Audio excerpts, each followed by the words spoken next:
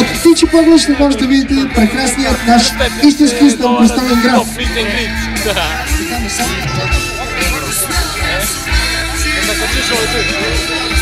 Аз мисля, че това ще е голям цирк сега. Сега искам още веднъж да ви обявя. Прасето вече такава го намазаха солио, той е готов за пеща. Прасенцето е намазано с солио, защото така коричката му става по-зачервена. И по-хрупка, бе. Да. Уважаема публика, пускаме състезателите да гонят прасето. В момента, в който кажа, обаче, че те са се изморили и може и вие да участвате, който от вас го хване, то ще бъде негово. Сега не знаеш какво ще се случи. В началото нямате право вие от публиката да хващате прасето. Чакате аз да ви дам знак. Това значи, че трябва да го подритвате, като дойде към вас. Или нещо от сорта. Затворете кръга да не избяга прасето. Внимавайте! Аз ще ви кажа старт, няма да бързате. Това е кротко прасенце, виждате? Чакайте!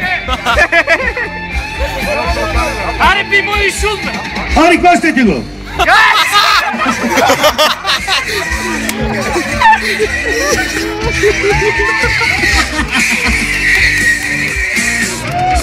Много го фанахте!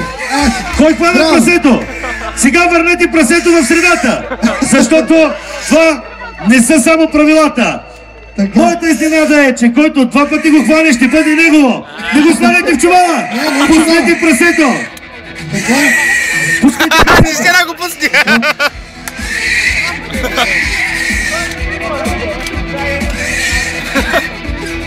Добре тогава! Добре, хванете прасето и го дайте!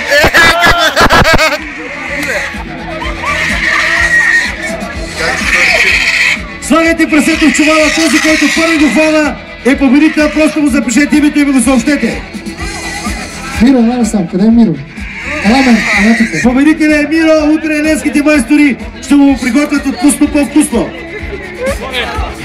И тук мафа едната. Миро, я го пусня, ще го прави по-добре.